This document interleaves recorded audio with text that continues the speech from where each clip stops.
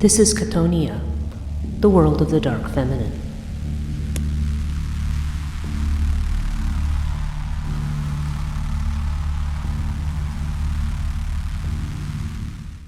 Hello and welcome to Chthonia, the podcast that deals with the dark feminine.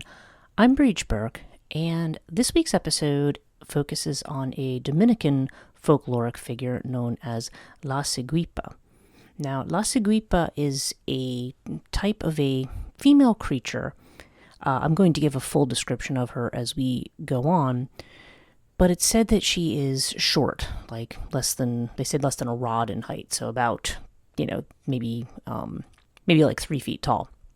And that she has long glossy hair. She sometimes has brown or bluish skin. But one of the features that are mentioned in at least many of the stories, perhaps not the original story, interestingly enough, but it's said that her feet face backwards, and that this is one of the defining physical characteristics of her. So the actual way in which La Cigaupa operates, there's some contradiction about what her role is or how she actually behaves. Now, in terms of the type of creature that she is said to be, she's sometimes described as a mountain mermaid. Okay, so she has the characteristics of a mermaid, but she lives in caves and she dwells in the high mountains.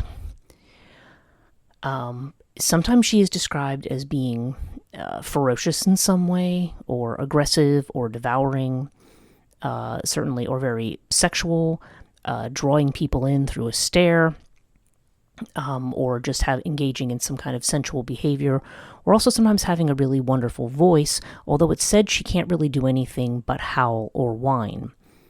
So there's almost a dog-like essence to her in the way that behaves, but she is one who either traps to devour and consume the flesh of somebody, or she traps somebody for the purposes of, they said, her going on perpetually with her carnal desires when she gets somebody into her cave. So we're seeing a being that's either very sexualized or one that feasts on human flesh. Now, the origin story of her is interesting. There's a discussion. That she is initially the Tano Indians. I think I'm saying that correctly. Could be Taino. If I'm saying that right. I'm not, not entirely sure I'm saying that right. But they are indigenous to this particular area, and some say that the legend of La Cigaupa originates from this particular group. However, the type of story that it is, while there may be some similar aspects in their folklore, really the one origin story that we can find comes from the mid-1800s. It seems to be the first time that she is, in fact, mentioned as a kind of a character. And the flavor of the story is definitely more European, because the idea of this succubus-like, mermaid-like creature definitely seems to be more in the wheelhouse of the colonizers, and in terms of the way that they would see things, rather than a native legend. Now, that's going to give us something to think about, the idea of this as a colonizer's legend.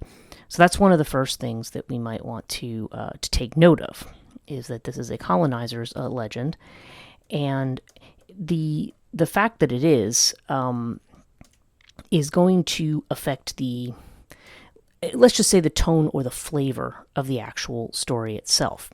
Because when you're dealing with feminine figures in a colonial culture, especially figures like very powerful feminine figures, they tend to be viewed as femme fatales or as some kind of very dangerous kind of creature.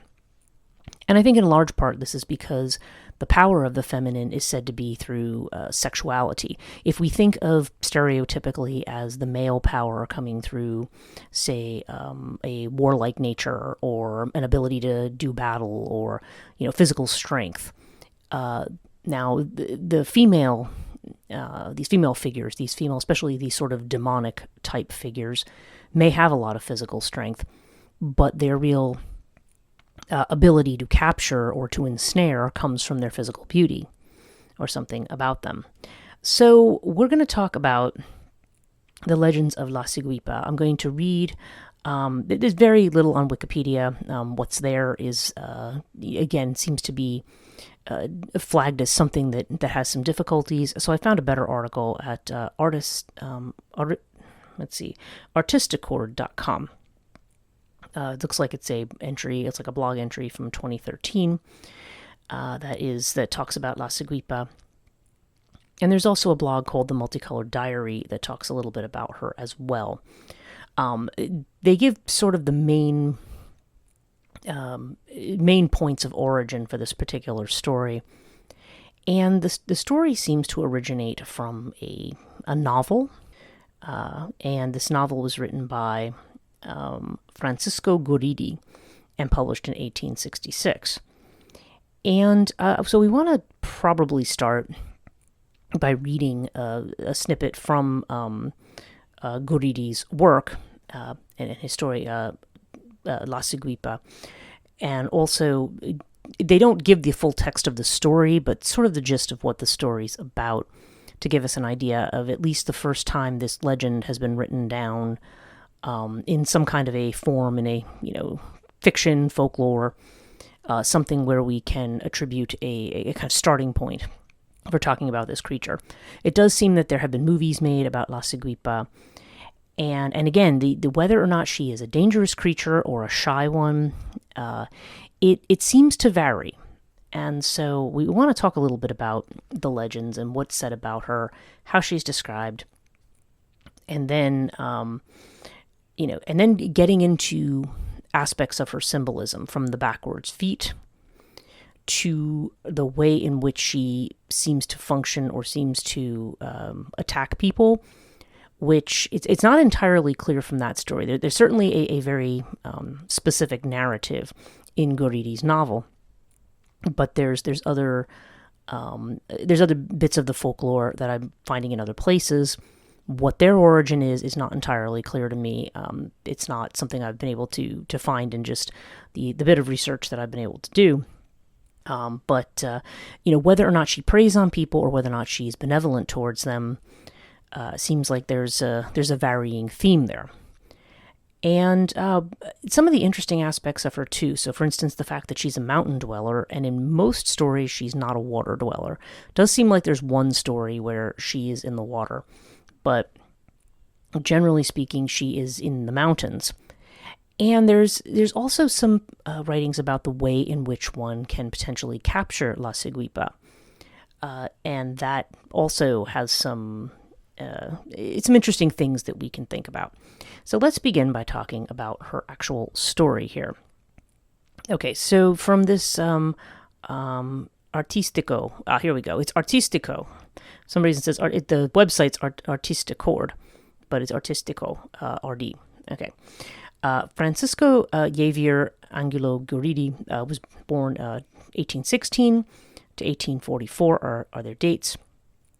A poet, novelist, essayist, and playwright, educated at the Royal College of San Francisco in Cuba, where he lived from a young age, and founded a newspaper called La Prensa in 1836. In 1843, published his first collection of poems, Ensayos Poéticos. He returned to his native Santo Domingo in 1853, moving back to La Habana 1 year later, where he published his novel La Fantasma de Higüey in 1857. Guridi once again returned home and settled in Santiago de los Calaberos in 1860, where he launched a local newspaper, and in 1866 published several works, among them La Ciguipa. Okay, so that's just some background on the author. So Guridi narrates the title character as follows. It is said that since before the discovery of this island, there exists a race whose residence has always been in the heart of these mountains, but it is preserved in all its purity, sleeping in the crowns of cedars and feeding on river fish, birds, and fruit. The Ciguipa, which is the name by which it is known, is a creature that rises only a rod in height, though it should not be believed that in its proportions there is the deformity of the so-called dwarves in Europe and America. Far from it, there is an exact harmony in all her muscles and limbs, a wonderful beauty in her face, and an agility in her movements, so full of spontaneity and grace that she leaves the one who sees her absorbed. She has the bronze skin of the true Indian, the black and slanted eyes, the soft, luscious, and abundant hair that rolls down the backs of female to the very calf.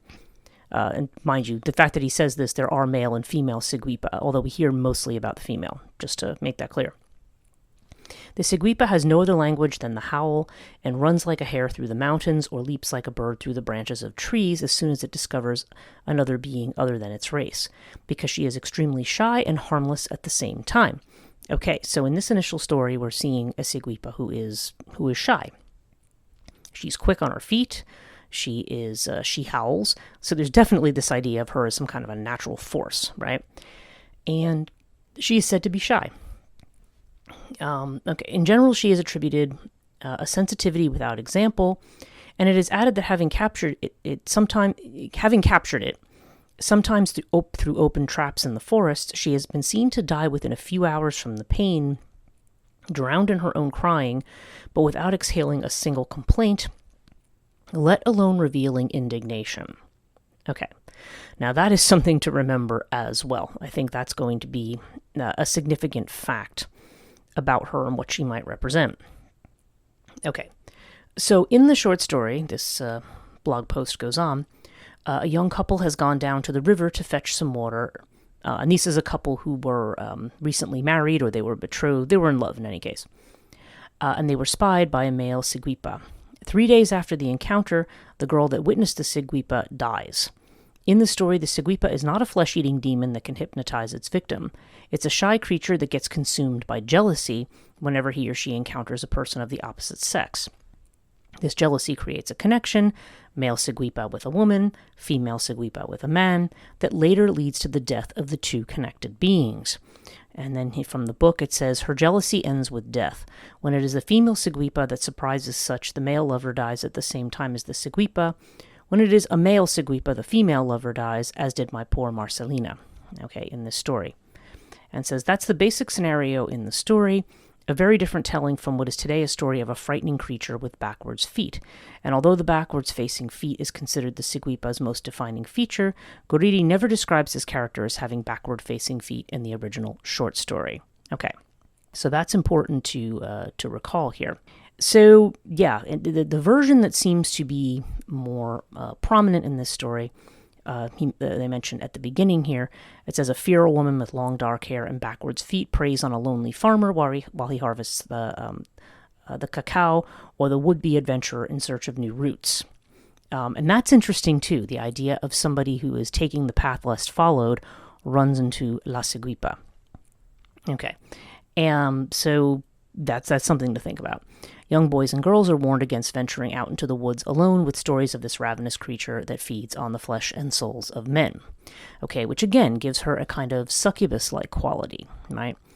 The idea that she is somehow dangerous, that she is carnal in her nature, and that there's a devouring that can take place. It's not only not only drained of one's energy sexually, but there's also this idea of just being devoured or having your soul lost to such a creature. It reminds me a little bit of the Proverbs when they talk about the woman who leads one down to Sheol, and Sheol meaning like a pit or into a cave. I mean, there's this idea of this female figure who leads one astray. And it says, those that survive describe a stillness in the area as if birds, insects, and land animals have been frightened away, followed by soft whispers and howls that flowed with a gentle breeze and echoed through the canopies. The calling draws you in from all around until the creature finally reveals itself. A fair maiden standing no higher than a meter, but with a harmony in all muscles and limbs.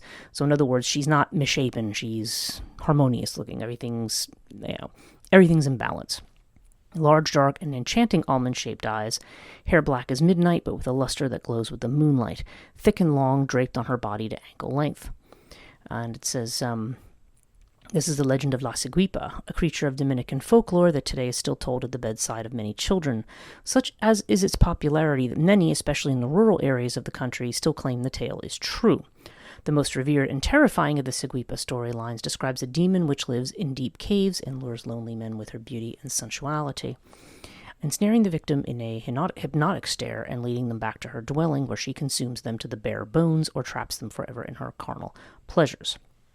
Now, the hypnotic stare is another interesting thing because it makes me think of the stare of Medusa, right? Now, mind you, nobody turns to stone from this stare, but it is the idea that one can be frozen with a stare. Okay, so there's this Medusa-like quality as well. So even though she is not an ugly creature, and she is not, we don't see any mention of serpents, the fact that she has this stare that can paralyze. Okay, there's kind of a Medusa-ish implication there. At least that's one way you could look at it.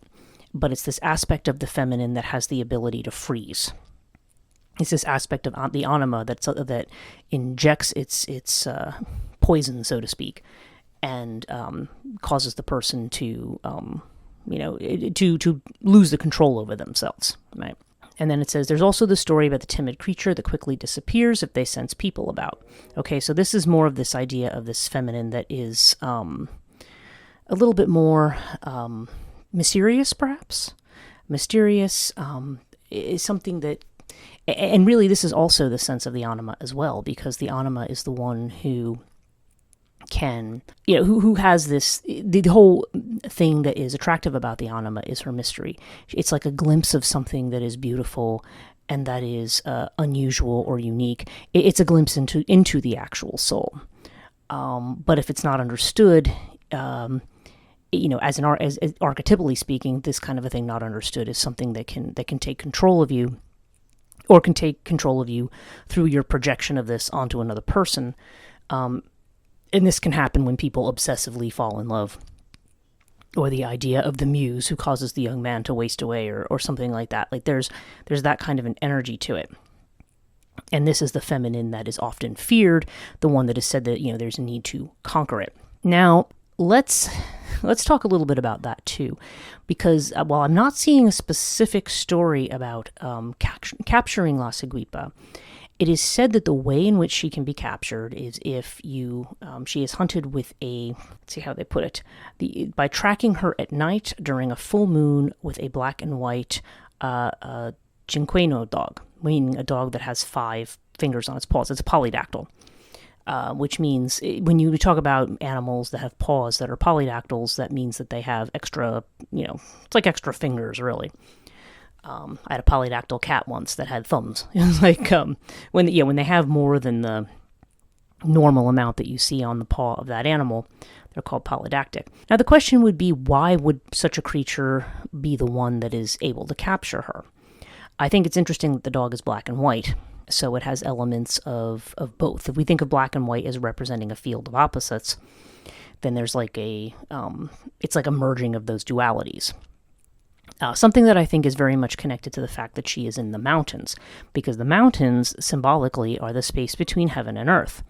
So she is in this this space that is really liminal. She's a liminal feminine creature.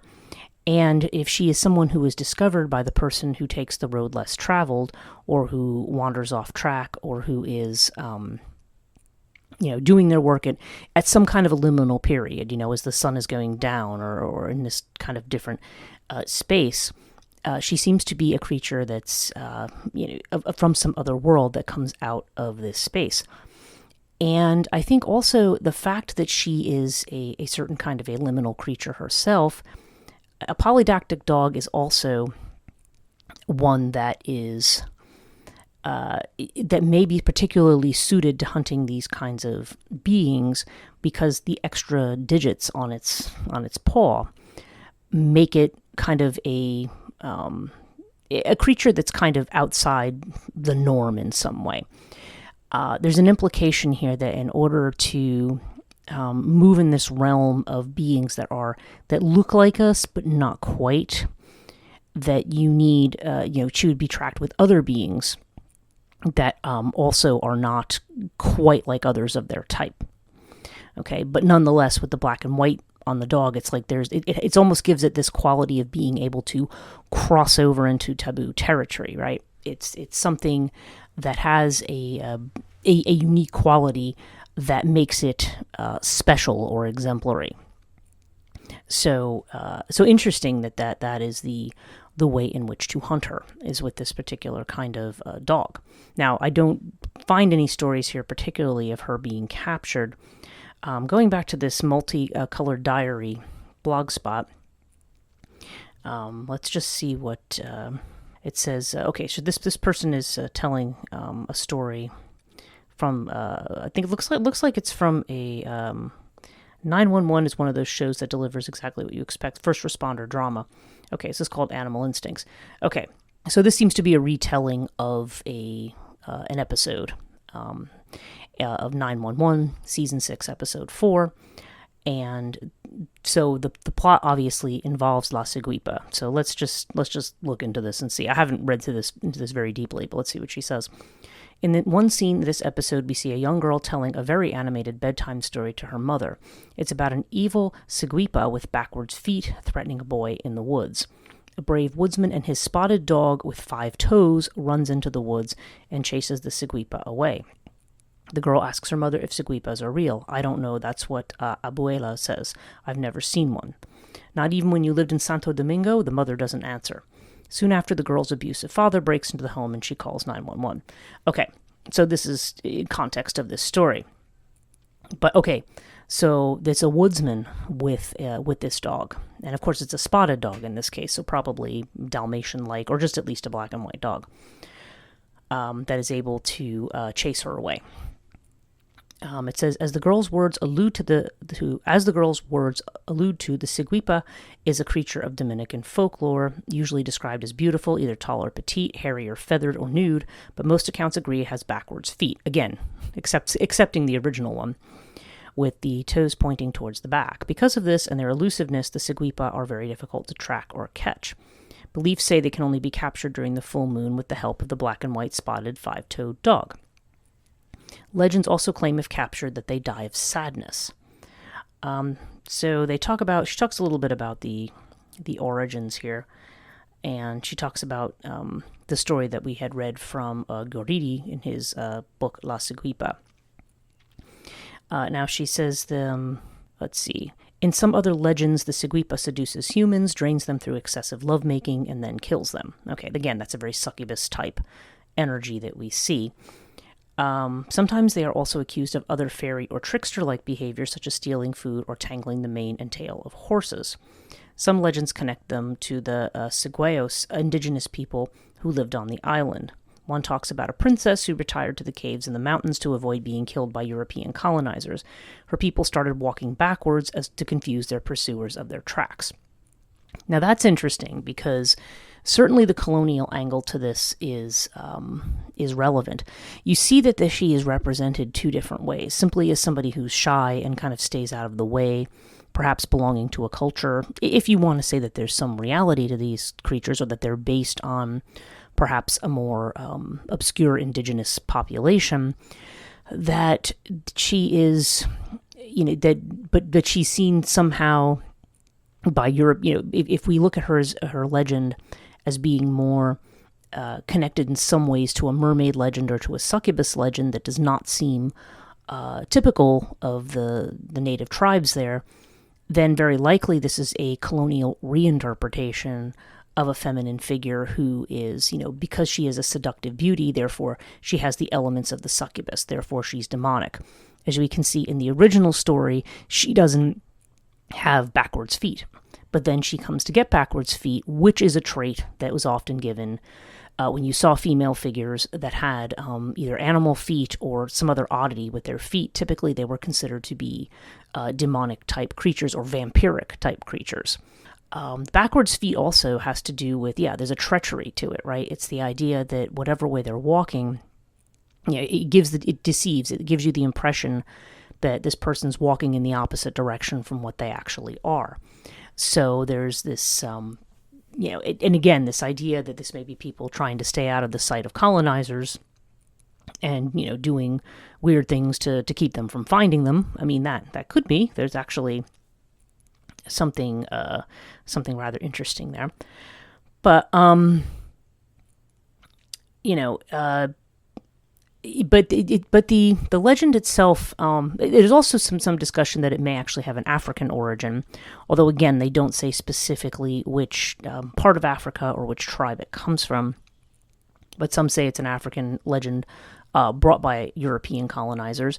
But European colonizers would, because they are there to Christianize the island, right? Because they are there with a European set of ethics.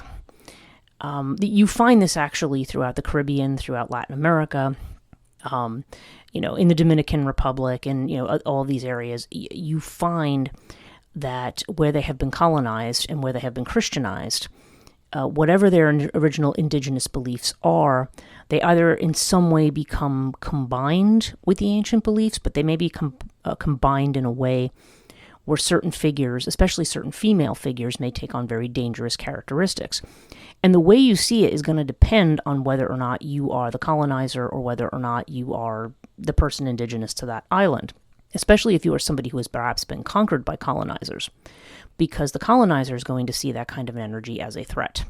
The idea that there's this person, and the idea of the woman who is elusive and hides in a cave, there's the idea that she doesn't belong to someone, right? That she doesn't necessarily have a man to submit to, right?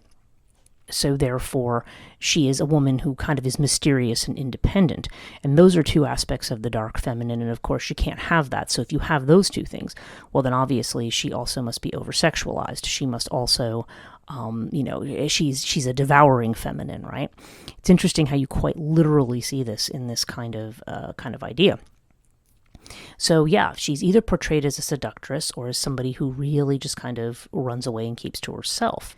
And in both cases, I mean, it's not the woman who properly falls in love and submits to a man, right? She's the one kind of calling the shots, which is what makes her an anima-like figure. But the fact that she's a cave dweller in the mountains, see, typically we see this kind of a story with someone who is connected perhaps with death or with graveyards or with the underworld. Perhaps in terms of mermaids, you're talking about the sea. There is apparently one tale of La Cigaupa where these are creatures who live in the water, okay? But that's not, the fact that they're called mountain mermaids, I don't think that's originally what the intention was. Now, this notion of them crying, like if they get trapped, like let's just say they get caught in a bear trap or something else that's left in the forest, that they never make a sound of indignation, nor do they cry out, but they just simply weep to death. Now, what that reminds me of is something Dr. Kate Kinsbury had said. She had taught classes when I was running the Institute for the Study of Feminine Myth. She had taught a class on the Santa Muerte and on, the kind of resistance movements in Mexico and the way that people are trying to fight for, women's safety and women's rights and things like that. And she mentioned the fact that there is there's sort of a cultural behavior, I guess you could say, a lot of times, maybe not all the time, but a lot of time among Mexican women. And it's not just limited to Mexico. It's this idea of the woman who suffers.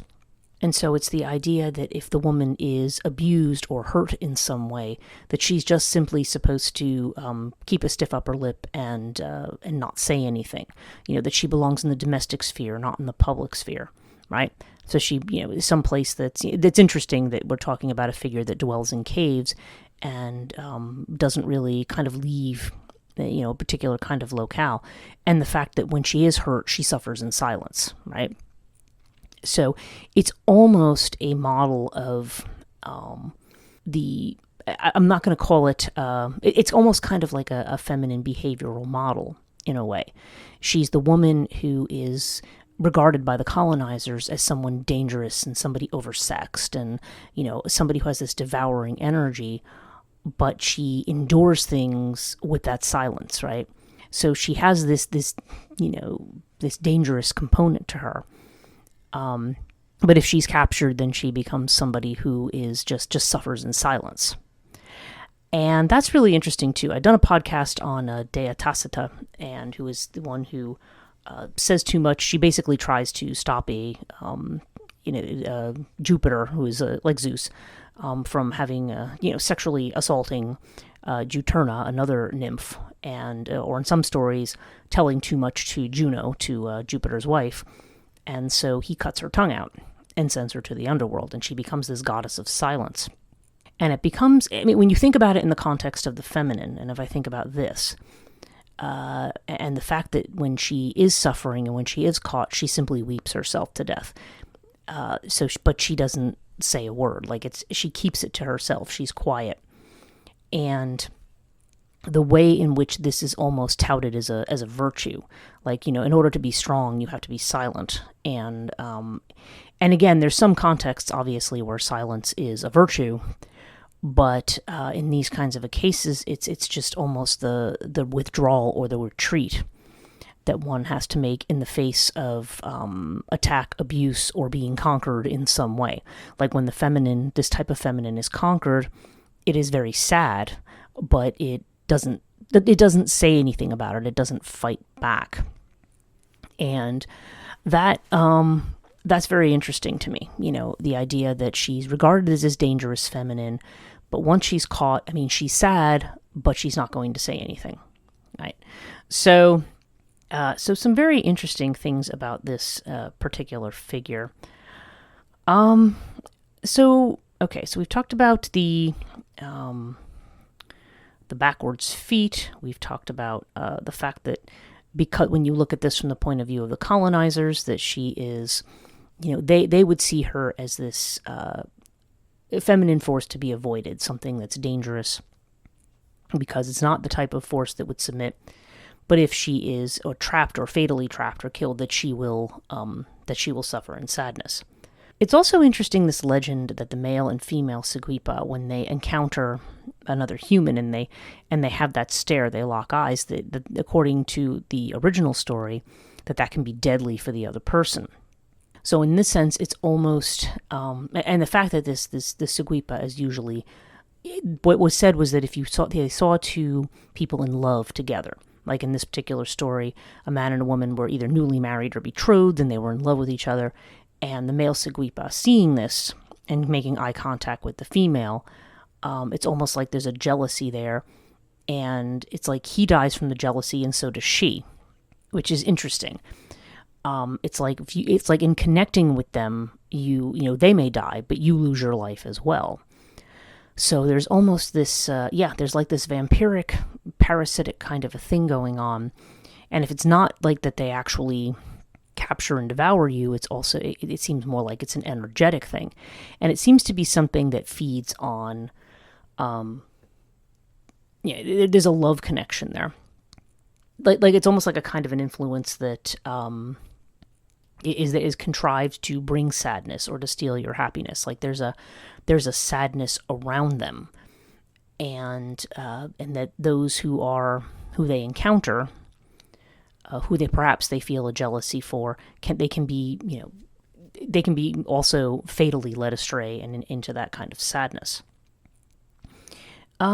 So what are we to make of La Cigaupa? Like, what kind of a figure are we looking at here?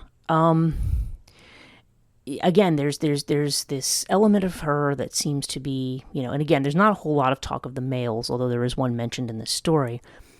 But she seems to be a mountain-dwelling creature. She dwells in a cave, which definitely gives her a very, earthy kind of a sense.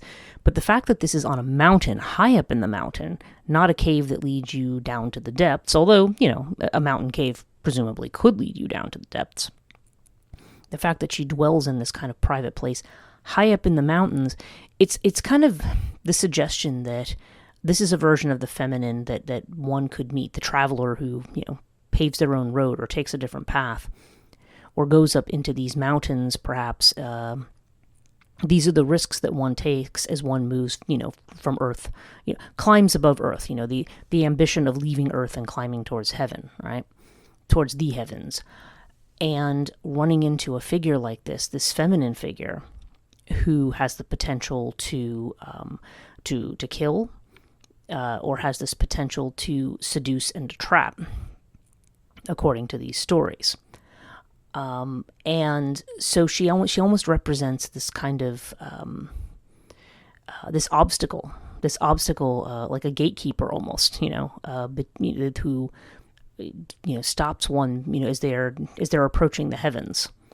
It's this feminine figure who could stop you, and perhaps there's meant to be a kind of, one potential way you could look at that is to say that, again, in the same way, thinking back to Proverbs, that the observant Hebrew would beware of what they would call the word. They had used a word for loose or foreign. In the Greek it was translated as loose.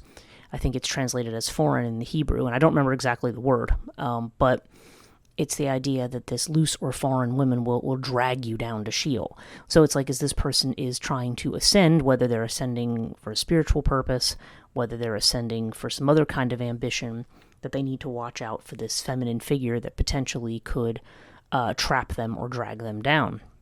So this is why I always feel like, it does feel like a colonizer's story to me, because it's this impression of this dangerous feminine that has the ability to derail you.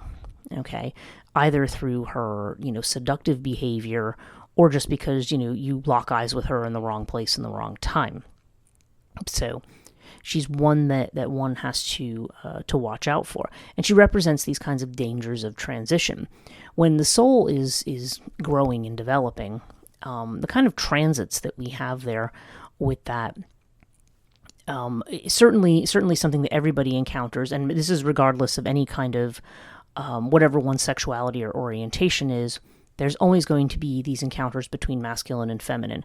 Whatever your soul is, whether you could identify it as male or female, or masculine or feminine.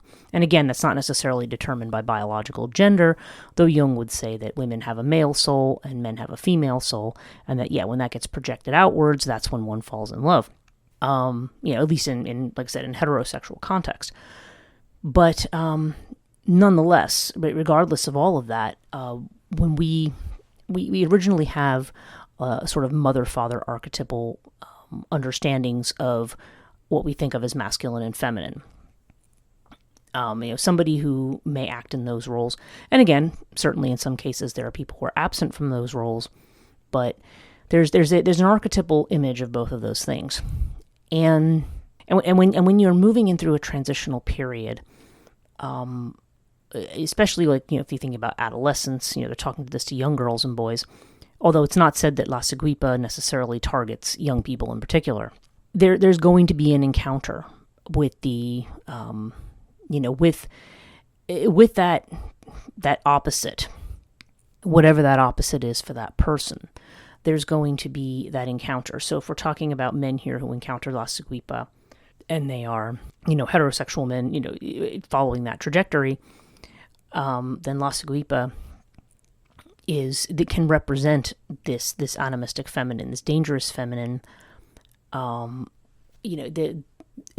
deception that one has. I mean, with her backward feet, you think you're going forwards, you're going backwards, or vice versa, right? It's there's a trickster element there. There's something that's going on, and one has to be aware. And again, the idea that there's a dog that is the one that can that either chases her away or perhaps subdues her in some way. That it's a dog that is also equal, liminal in its own nature. That it has some aspect to it that puts it that allows it to cross over into this taboo space where this being is. And so you're crossing into this space that is taboo, and you're running into this permutation of the feminine. Let's just refer to the female Cigaupa at this point, and the way in which one encounters that and manages that. But again, I feel like there's probably, if there is actually an original indigenous story, or if this has its origins in an African story, it'd be interesting to know what they are, because I'm sure the indigenous story has a bit of a different inflection than the one that turns this figure basically into a succubus type figure. It's that, because in a patriarchal culture, the feminine is what's going to derail you, right? There's the idea of taking a wife, but the wife is the one who you conquer through love, right? This is the one who's going to submit in some fashion. And, these are feminine forces that do not submit. These are the ones that can ensnare. And, this is the typical process of, falling in love or falling in lust, or, any of these kinds of things. But yeah, there's this element of this very feral woman who howls and comes out of a cave. She's almost very dog-like or wolf-like herself. Perhaps that's why she needs to be encountered by a dog, like another protective figures. Dogs are often protective figures against chthonic deities, or at least they are, they act as a guide. So, yeah, so very interesting, this idea of La Ciguipa, and the jealousy factor, too. The fact that she's going to challenge the person who is in love. There may be another layer to that, too, in that there may be some kind of subtext here about the way in which, one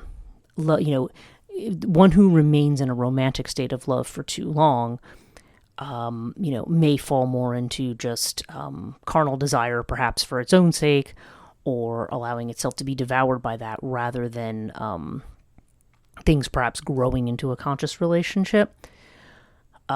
Perhaps, and again, this strikes me as the kind of thing that would want to throw cold water on the whole romantic notion of being together or being in love. So, there's a lot in La Ciguipa's tale, at least the more negative versions of her tale, that sound very cautionary, and they do sound like the cautions of the colonizers who believe the feminine is a threat. But again, this original story that we see seems to portray her as someone who's kind of shy and just kind of minds her own business. But patriarchy rarely wants to let women mind their own business and do their own thing. It's like they need to be kind of, routed or corralled into a particular purpose. And this is not a figure that will do that, or that will allow for that. She's a being all in her own right. And again, as we've seen time and time again, the dark feminine figure who acts in her, is the aspect of the dark feminine that's about acting in your own right, is somehow viewed as a danger in and of itself.